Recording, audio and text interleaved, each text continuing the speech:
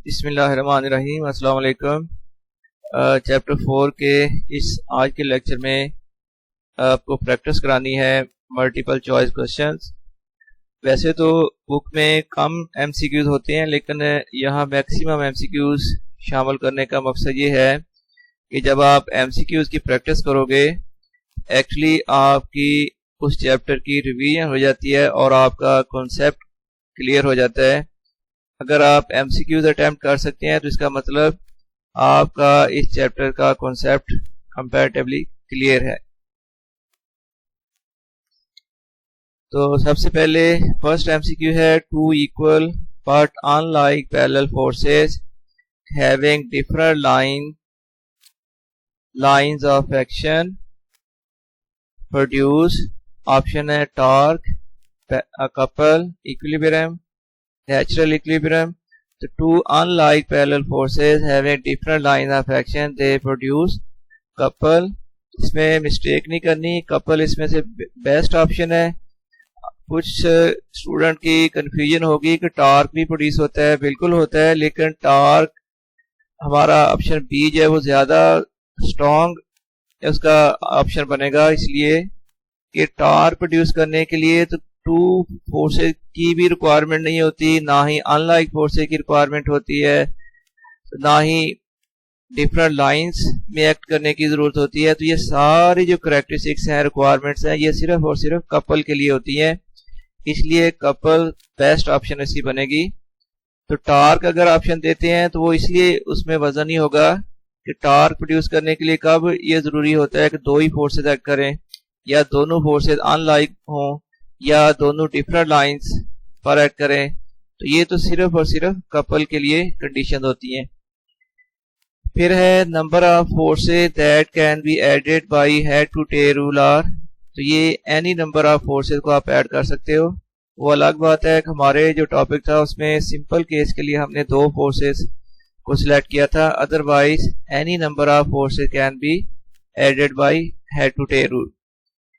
The number of perpendicular components of a force are, ये वैसे तो 3 भी होते हैं, लेकिन चूंकि हम अपने सिलेबस की बात करें तो उसमें 2 परपेंडिकुलर कंपोनेंट्स में हमने रिजॉल्व किया था, तो ये फिर ऑप्शन बी आएगी। इसके बाद number 4, a 10 Newton, a force of 10 Newton is making an angle of 30 degree with horizontal. Its horizontal component will be, option है आपके पास 4 न्यूटन है, 5 न्यूटन, 7 न्यूटन, 8.7 न्यूटन। तो खैर इसको और मैंने इस तरह बेहतर किया है कि जिनमें एमसीक्यूज में कोई सोल्यूशन इन्वॉल्व होता है तो सॉल्व करके साथ ही एक्सप्लेन कर दिया जाए, अदरवाइज स्टूडेंट की कंफ्यूजन दूर नहीं होती, वो कंफ्यूज रहते हैं कि ये ऑप्शन कैसे आ गई, क्यों आ गई है।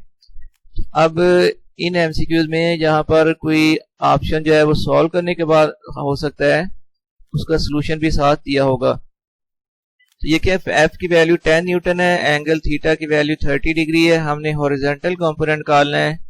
हॉरिजॉन्टल कंपोनेंट होता है एफ एक्स, और एफ एक्स को कैलकुलेट करने का फार्मूला है F cos theta. Next step में हमने इनकी वैल्यूज पुट कर दी। एफ की वैल्यू 10 है, कॉस थीटा की वैल्यू 30, 10 मल्टीप्लाइड बाई कॉस 30 की वैल्यू अगर आप कैलकुलेट से निकालोगे तो वो आ जाएगी 0.866। आफ्टर मल्टीप्लिकेशन ये वैल्यू बनती है 8.66, और इसको 1 डेसिमल प्लेस तक राउंड अप किया तो ये बन जाएगी 8.7 न्यूटन। फिर हमारा जो बेस्ट या करेक्ट ऑप्शन होगा वो ऑप्शन नंबर डी है। नेक्स्ट है, a couple is found by two forces perpendicular to each other, two like parallel forces, two equal and opposite forces in the same direction, two equal and opposite forces not in the same line। तो ये last वाली option इसकी correct होगी।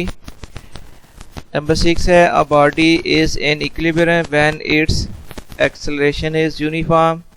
ये नहीं हो सकता, acceleration uniform का मतलब उसकी वेलोसिटी चेंज हो रही है।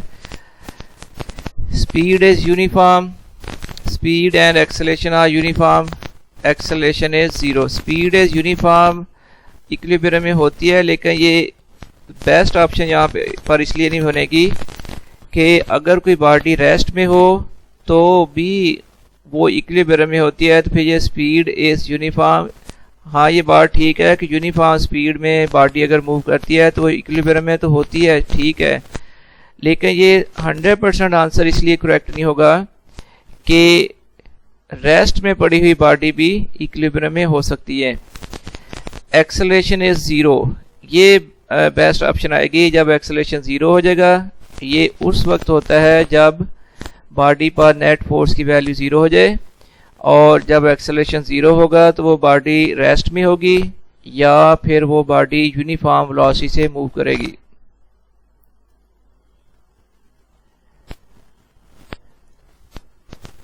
MCQ number 7, a body is in neutral equilibrium when its center of gravity is at highest position, is at the lowest position, keeps its height if displaced, is situated at its bottom। तो ये आ जाएगा neutral equilibrium में। ये होता है कि body जो है वो अपनी जो सेंटर ऑफ ग्रेविटी की पोजीशन है वो उसका लेवल जो है वो मेंटेन रखती है।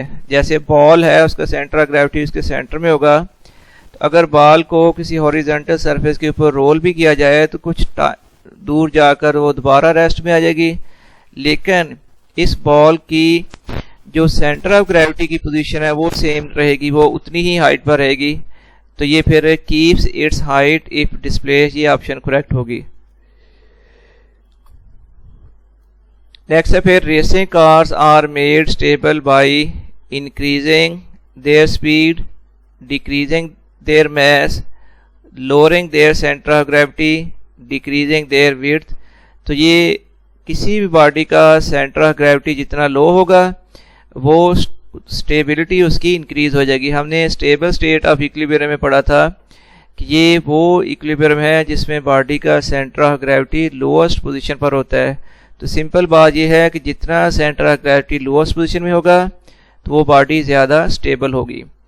सिंपल सी एग्जांपल है, एक आप मार्कर वगैरह को या किसी डस्टर वगैरह को वर्टिकली खड़ा कर दें तो इस पोजीशन में उसकी स्टेबिलिटी कम है, लेकिन उसी मार्कर पेंसिल को या डस्टर को हॉरिजॉन्टल पोजीशन में प्लेस कर लें तो वो स्टेबिलिटी उसकी बढ़ जाएगी। फिर क्वेश्चन नंबर 9 है, a force of 10 Newton is making an angle of 30 degree with horizontal, it's vertical component will be. Vertical component का मतलब इसका वाई कंपोनेंट फाइंड करना है। तो पहले इसको सॉल्व कर लेते हैं, आसान हो जाएगा। फोर्स की वैल्यू 10 न्यूटन, एंगल की value 30, vertical component F Y की वैल्यू फाइंड करनी है, तो एफ वाई कुछ होता है एफ साइन थीटा। अब वैल्यूज पुट कर दी, 10 साइन 30, 10 मल्टीप्लाइड बाई साइन 30 की वैल्यू होती है 0.5, तो यह आंसर आ गया 5 न्यूटन।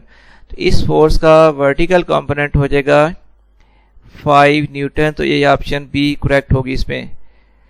10 है, head to tail rule use for a vector. ये आप जानते हो कि हेड टू टेल रूल जो है वो वेक्टर की एडिशन के लिए यूज होता है। नेक्स्ट फिर number 11, the component F Y of force या vector F is equal to F Y calculate करने का फार्मूला होता है एफ साइन थीटा, और अगर पूछा जाता है कि एफ एक्स कैलकुलेट करने का फार्मूला, तो एफ एक्स कैलकुलेट करने का फार्मूला होता है एफ कॉस थीटा, और एफ वाई कैलकुलेट करने का फार्मूला है एफ साइन थीटा। 12th है, in the right angle triangle base over hypotenuse. तो बेस ओवर हाइपोटेन्यूज होता है कॉस थीटा के equal. tan theta is equal to, अब ट्रिग्नोमेट्री रेशियो में आप पढ़ते हो कि tan थीटा की रेशियो होती है perpendicular divided by base. If F X and F Y are the rectangular components, या इसको रेक्टेंगुलर कंपोनेंट्स कह लें या इसको कहते हैं perpendicular components of vector F, then angle between them is.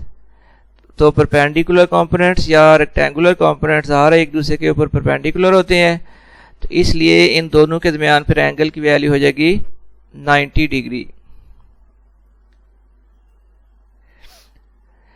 15th है according to first condition of equilibrium. First condition of equilibrium में सिग्मा एफ इक्वल्स टू 0। और फिर एमसीक्यू नंबर 16 है in a right angle triangle length of base is 4 centimetre, perpendicular is 3 centimetre, then sine theta is equals to, definitely ये अब solve करना पड़ेगा। तो देखिए राइट एंगल ट्रायंगल है जिसकी बेस की वैल्यू 4 है और इसके परपेंडिकुलर की वैल्यू है 3 सेंटीमीटर। तो ये साइन कॉस टैन की वैल्यू निकालने के लिए सबसे पहले हम यूँ कर लेते हैं कि इसके हाइपोटेन्यूज की वैल्यू निकाल लेते हैं। तो by Pythagoras theorem hypotenuse square equals होता है base square plus perpendicular square. तो इसका मतलब ए सी स्क्वायर इक्वल्स आ जाएगा A B square plus B C square. अब वैल्यूज पुट कर दें, ए सी स्क्वायर फिर इक्वल्स आ गया 25। बोथ साइड का जब स्क्वायर रूट ले लोगे तो ए सी की वैल्यू यानी हाइपोटेन्यूज की वैल्यू आ गई है 5 सेंटीमीटर। जब आपको अब बेस परपेंडिकुलर और हाइपोटेन्यूज सारी साइड गिवन है तो साइन कॉस टैन में से किसी की रेशो आप लिख सकते हैं। तो यहाँ हमें पूछा गया था sine theta. Sine theta equals होता है परपेंडिकुलर ओवर हाइपोटेन्यूज।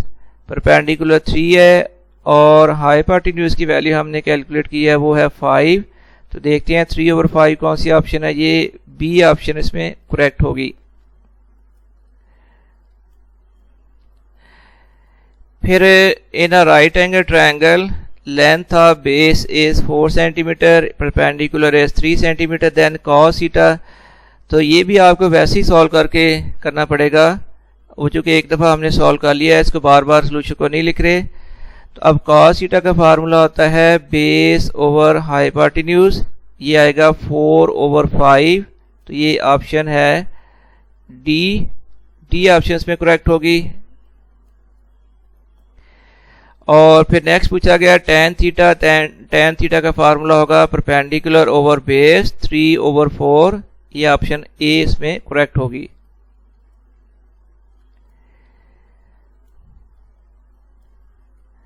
नाइनटीथ है if F is the resultant force makes angle theta with horizontal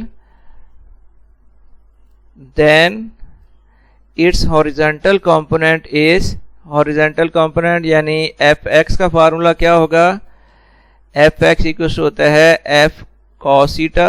ये ऑप्शन सी आ जाएगी। If F X and F Y are the rectangular component, या इसको कह लें यहाँ परपेंडिकुलर कंपोनेंट, दोनों वर्डिंग यूज होती हैं।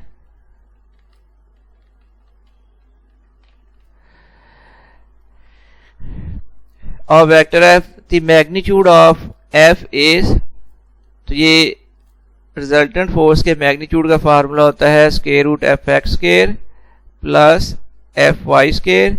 और 21st है for a right angle triangle perpendicular over hypotenuse equals to होता है sine theta.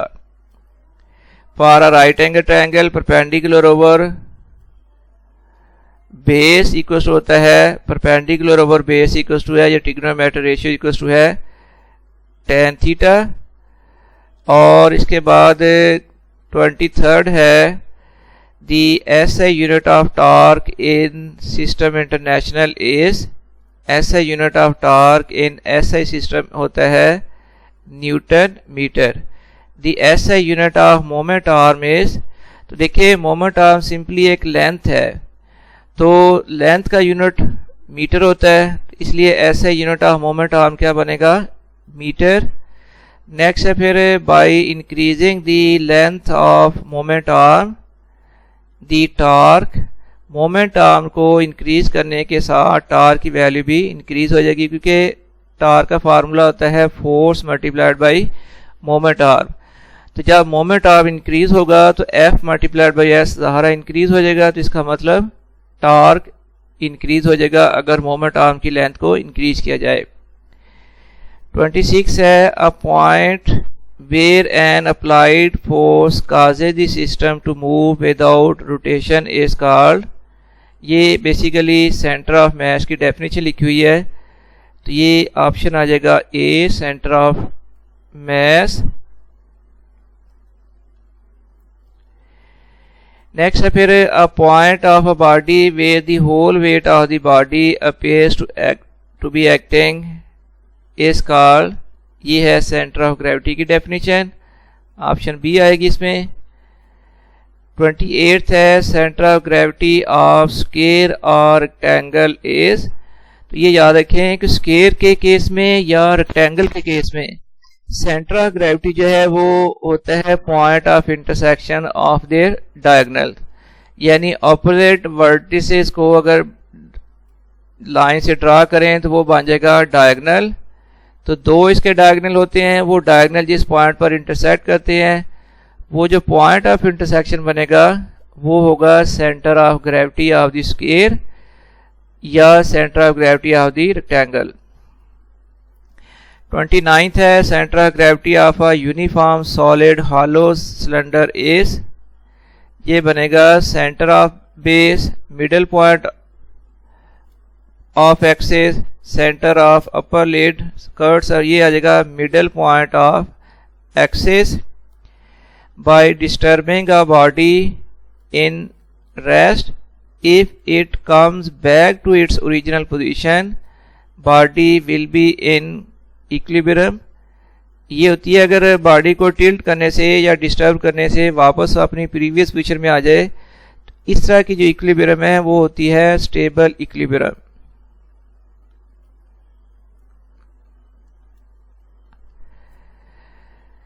Number 31st, a 10 Newton force is acting on a body along x-axis.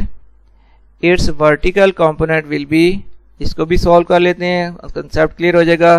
तो फोर्स की वैल्यू है 10 न्यूटन और जब बॉडी पर ये अलॉन्ग एक्स एक्सिस लग रही है तो फिर इसका एंगल जो है वो 0 डिग्री हो जाएगा। उसकी वजह ये है कि एंगल की जो मेजरमेंट की जाती है वो स्टार्ट की जाती है फ्रॉम एक्स एक्सिस, लेकिन अगर कोई लाइन या कोई फोर्स ऑलरेडी एक्स एक्सिस के ऊपर मौजूद है तो फिर उसका एक्स एक्सिस के साथ एंगल 0 डिग्री बनेगा। तो हमने फाइंड करना है वर्टिकल कंपोनेंट एफ वाई का फार्मूला होता है एफ साइन थीटा। तो अब वैल्यूज पुट कर दी, 10 साइन 0 और इसके बाद साइन 0 की वैल्यू होती है 0, तो ये मल्टीप्लाई होकर हो गया आंसर 0। तो वैसे जनरली याद रख लें अगर कोई फोर्स एक्स एक्सिस के अलॉन्ग एक्ट कर रही है तो उसका वर्टिकल कंपोनेंट 0 हो जाएगा, और इसी तरह अगर कोई फोर्स वर्टिकल एक्सिस के अलॉन्ग एक्ट करेगी तो उसका एक्स कंपोनेंट वो 0 हो जाएगा। 32 है, two forces of 10 newton and 7 newton are acting on a body, maximum magnitude will be. देखिए सिंपल सी बात है, दो फोर्सेस का मैग्नीट्यूड मैक्सिमम तब हो जाता है जब दोनों एक ही लाइन में एक्ट कर रही हो, और जब दोनों फोर्सेस एक ही लाइन में एक्ट कर रही हों तो उनका जो रिजल्टेंट का मैग्नीट्यूड है वो इक्वल हो जाता है sum of magnitudes of the forces. तो 10 + 7 करना है, ये आ जाएगा 17। इसका मतलब इन फोर्सेस का जो मैक्सिमम मैग्नीट्यूड है वो 70 न्यूटन हो सकता है। नेक्स्ट फिर है कंडीशंस ऑफ इक्विलिब्रियम आर, कितनी कंडीशंस हैं, फर्स्ट कंडीशन और सेकंड कंडीशन। फर्स्ट कंडीशन होती है सिग्मा एफ इक्वल 0 और सेकंड कंडीशन होती है सिग्मा टा इक्वल टू 0। तो ये ऑप्शन डी करेक्ट होगी।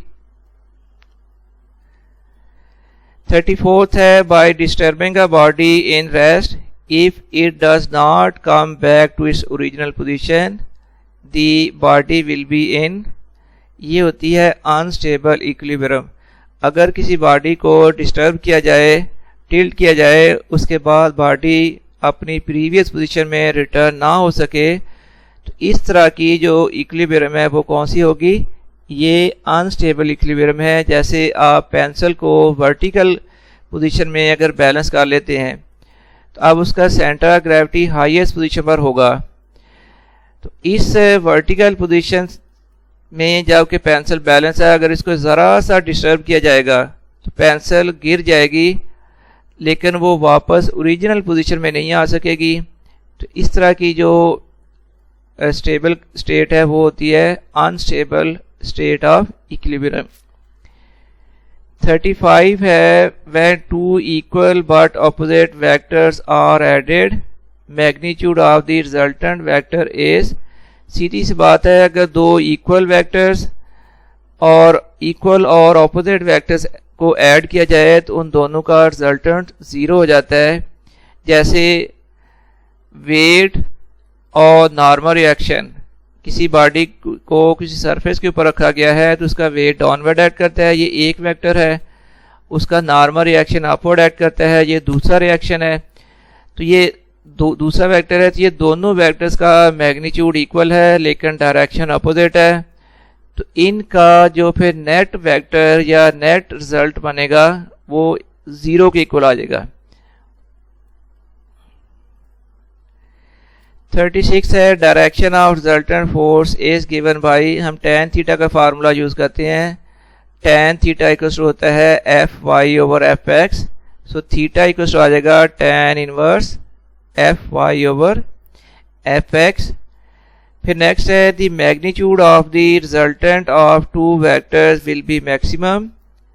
दो वेक्टर्स के रिजल्टेंट का मैग्नीट्यूड मैक्सिमम होगा if the angle between the vectors is 0 degree.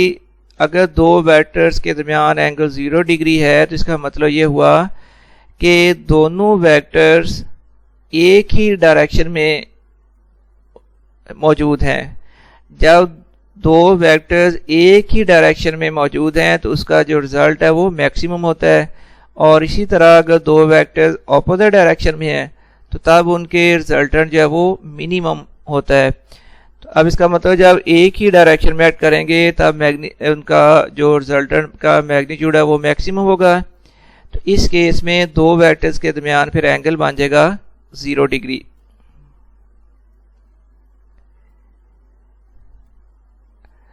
Number 38 magnitude of the resultant of two vector will be minimum if angle between the vectors is. तो दो vectors का resultant minimum तब होता है जब वो ऑपोजिट डायरेक्शन में हों। जब दो वेक्टर्स ऑपोजिट डायरेक्शन में होंगे तो फिर उनकी दरमियान जो एंगल बनेगा वो होगा 180 degree. In a right angle triangle the side opposite to 90 degree is called. आपको मालूम है कि 90 डिग्री के सामने वाली साइड होती है hypotenuse।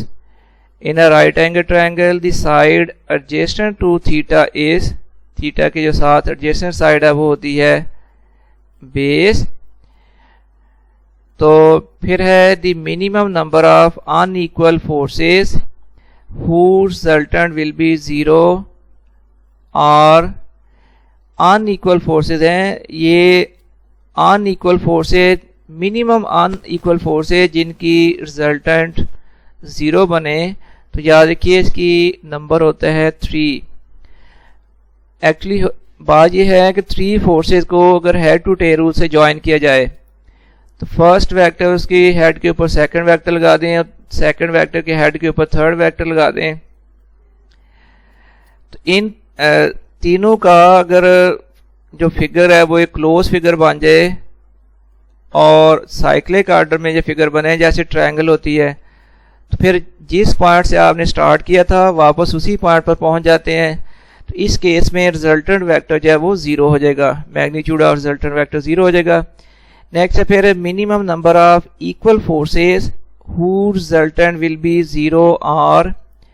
तो minimum number of equal forces जिनका रिजल्टेंट 0 हो सकता है वो 2 होती हैं। जैसे 10 न्यूटन राइटवर्ड एक्ट कर रही हो और 10 न्यूटन उसी लाइन में लेफ्ट साइड में एक्ट कर रही हो तो ये इनका रिजल्टेंट जो है इनका सम जो है वो 0 हो जाएगा।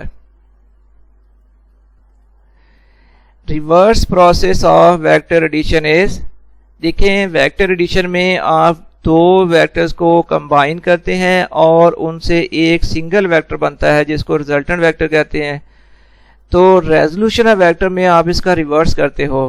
रेजोल्यूशन वेक्टर में एक रिजल्टेंट वेक्टर को आप उसके दो कंपोनेंट्स में परपेंडिकुलर कंपोनेंट्स में स्प्लिट कर देते हैं। तो फिर reverse process of vector addition हुआ resolution of vectors. Reverse process of resolution of vector फिर क्या हुआ, वो हो गया addition of vector. The center of gravity of the triangle will be at the point of intersection। ये triangle के जो सेंटर ऑफ ग्रेविटी होता है वो इसके point of intersection of medians होता है। मैथ में डिटेल से आपको बताएंगे मीडियंस क्या होते हैं। मैं शॉर्ट में इसको बता देता हूँ।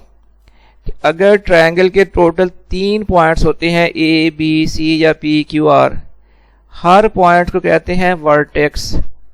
Vertex A, vertex B, vertex C या वर्टेक्स पी, वर्टेक्स क्यू और वर्टेक्स आर। अब अगर किसी वर्टेक्स को उसके सामने वाली साइड के मिड पॉइंट से मिला दे, यानी वर्टेक्स को उस वर्टेक्स के जो सामने वाली साइड आती है ट्रायंगल की, वो साइड जो किसी वर्टेक्स के सामने आ रही होती है, उसके अगर मिड पॉइंट से एक लाइन सेगमेंट के साथ मिला दें, तो ये लाइन सेगमेंट जो वर्टेक्स को ट्रायंगल के सामने वाली साइड के मिड पॉइंट से मिलाए, इसको कहते हैं मीडियन। तो ट्रायंगल के 3 मीडियन होते हैं, तो वो मीडियन जिस पॉइंट पर इंटरसेक्ट करेंगे वो होगा centre of gravity of the triangle.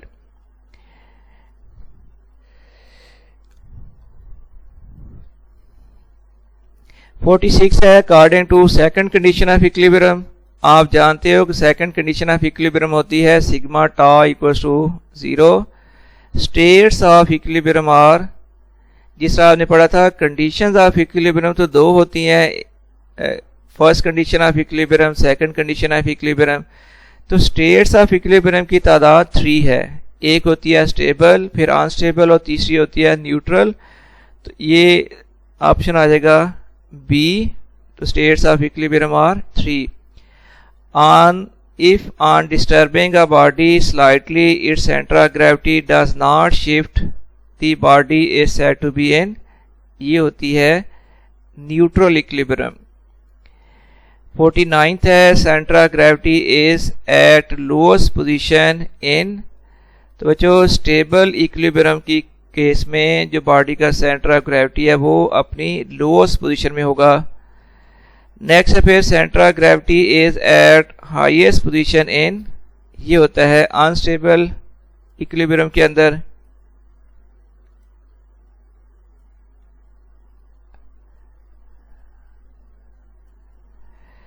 Next फिर centre of gravity of sphere lies at. तो स्फीयर का या सर्कल का जो सेंटर ऑफ ग्रेविटी है वो इसके सेंटर पर होता है, तो at the centre of sphere आएगा।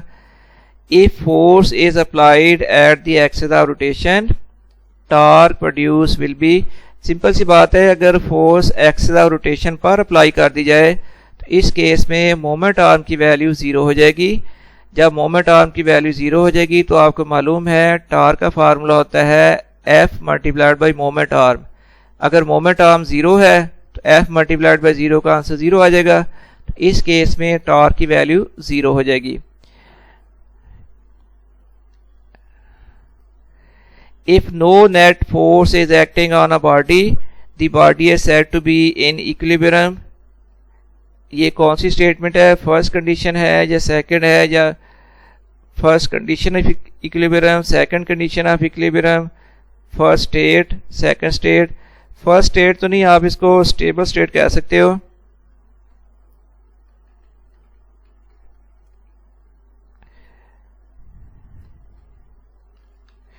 और इसको हम कह देंगे unstable state.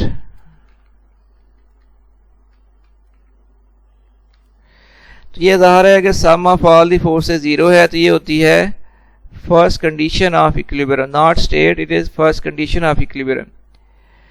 The perpendicular distance between the line of action of force and axis of rotation is called, या आपको मालूम है कि perpendicular distance between line of action of force and axis of rotation होता है मोमेंट आर्म। तो ये इसके साथ ही ये कंप्लीट हो गया है और टॉपिक। उम्मीद है आपको एमसीक्यूज इंटरेस्टिंग लगेंगे। आपने इसके बाद इनकी खुद भी प्रैक्टिस कर लेनी है।